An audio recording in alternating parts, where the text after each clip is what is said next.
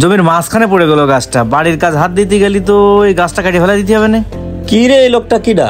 আমার জমিতে দাঁড়ায় আবার নারকেল গাছের দিকে তাকায় রয়েছে। এ ভাই, হ্যাঁ কি করতেছেন এই জায়গায়? এই গাছটা দেখতেছি ভাই, বাড়ির কাজে হাত দেবো তো ভাবতেছি, তাই গাছটা যদি 2 হাত সরানো থাকতো তাহলে আর মারা লাগতো না গাছটা। ভাই আপনার কথা তো আমার মাথায় কিছুই ঢুকতেছে না। আপনি কি এই জায়গার স্থানীয়? এই জমিটা আমি 10 লাখ টাকা করে শতক কিনেছি, আমার কি লস হয়ে গেছে ভাই?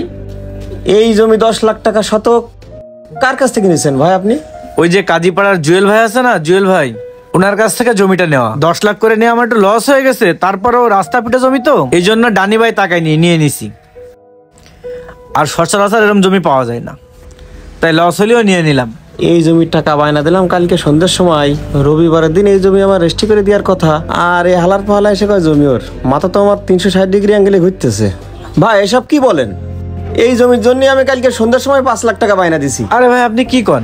হ্যাঁ, আমিও তো ওই যে ওই জুয়েলের কাছে দিছি। আমার নামে রবিবারে রেজিস্ট্রি হওয়ার কথা এই জমি, আর আপনি এসে বলতেছেন নারকেল গাছ কেটে বাড়ি করবেন। কি বলেন? এই একই জমিতে আপনিও টাকা বায়না দিচ্ছেন, আমিও বায়না দিছি, আপনার কথা ভুল হচ্ছে না তো ভাই? আরে ভাই ভুল হবে কেন? ওই নারকেল গাছওয়ালা জমিই তো আমারে দেখায়। ভাই আপনি কি শোনালেন আমারে? হ্যাঁ ভাই, কাহিনী কি মনে হয় আমার জানেন? হ্যাঁ, ওই হালার বহালা আমাদের দুজনের কাছ থেকে টাকাটা খাইছে বায়নার নাম করে। আমার সাথে কি হয়েছে শোনেন।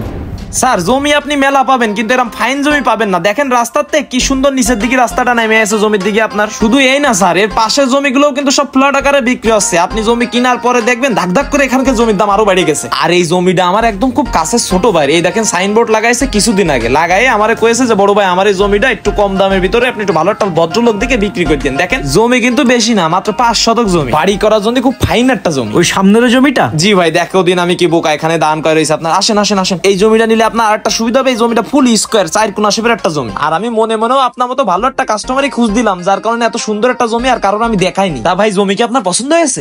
হ্যাঁ ভাই, জমিটা আমার খুব পছন্দ হয়েছে। আলহামদুলিল্লাহ, তাহলে তো খুবই ভালো কথা। এখন তাহলে জমিটা নিলে কত করে রাখবেন? আপনার কাছ থেকে দাম বেশি নিয়ে যায়, 10 লাখ করে বেচতে গেছে মালিক, 9 লাখ করে। ও আচ্ছা, জমিটা আমার খুব পছন্দ হয়েছে, রাস্তার সাইডে তো। আমিও বেশ কিছুদিন ধরে এরকম একটা জমি খুঁজতেছিলাম। তাহলে তো আর কোনো কথাই নেই, তাহলে ডিল ফাইনাল। এখন বায়নার টাকা কবে দিচ্ছেন? বায়নার টাকা আমি 2-1 দিনের ভিতরে দিয়ে দিচ্ছি, আপনি কাগজপাতি রেডি করেন। ও সমস্যা নেই, কাগজপাতি সব রেডি আছে, চলেন। আপনার কথা তো সবই শুনলাম, এখন আমার সাথে কি আছে শোনেন। আপনি বিদেশে থাকেন, রেমিটেশন যোদ্ধা, আপনি আমাদের দেশের একটা সম্পদ। আপনার সাথে কি আর ছয়ছুরি কথা বলা যায়? আরো আপনি একজন ভদ্রলোক মানুষ। দেখেন আপনারা যে জমিটা দিয়ে যাচ্ছি, এই জমিতে একটা ডাব গাছও আছে, দেখছেন? এটা আল্লাহর রহমত। আর জমিটাও দেখেন কি সুন্দর নাইস একটা 5 শতকের জমি। আমার এক আত্মীয় জমি বলেছে 40 লাখে সাইডে দিতে, তা আপনি দিয়েন, আমার আরো একটু কম সম করে মিলই দিয়েন। ও আচ্ছা, আপনার কথা শুনে খুবই ভালো লাগলে। তা ওই জমির সীমানা কি ওইটা? জি জি জি, ওইটা। আর সীমানাও দেখছেন এক পাশে করা আছে, জমি কেনার পরে আর 2 সাইডে পাঁচিল দিয়ে দিলে আপনার হয়ে যাবে। জি ভাই, মাশাআল্লাহ, জমি আমার খুব পছন্দ হয়েছে। তাহলে বায়না পত্রের বিষয়ে কিছু বলেন। আপনি আজকে সন্ধ্যার ভিতর বায়না করে দেন, রবিবারে ফার্স্ট আওয়ারে আপনার রেজিস্ট্রি করে দিন। আজকে তো ব্যাংক বন্ধ, কালকে আপনাকে টাকাটা আচ্ছা দিই। আচ্ছা, সমস্যা নেই, ঠিক আছে। তাহলে ওই কথাই থাকলে কালকে দেখা হচ্ছে। কি বলেন ভাই, হালার বহালা আমাদের দুজনের সাথে গেম খেলে দিলে, বড় টাইকে আলা বাস দিয়ে দিলে। দেখে তো ওনারা খুব ভদ্রলোক মনে হইলো। আরে ভাই, মুখোশধারী এই ভদ্রলোক গুলোই তো সমাজের বড় কালপিট। এর একটা বিহিত করতে হবে, এখানে দাঁড়া থাকলে চলবে না ভাই। চলেন চলেন, ওনার এলাকায় মাতুব্বর কে আছে খুঁজে বের করতে হবে, চলেন। ভাই মাতব্বর না, ওই আর্মিকের কাছে চলেন। ঠিক আছে চলেন।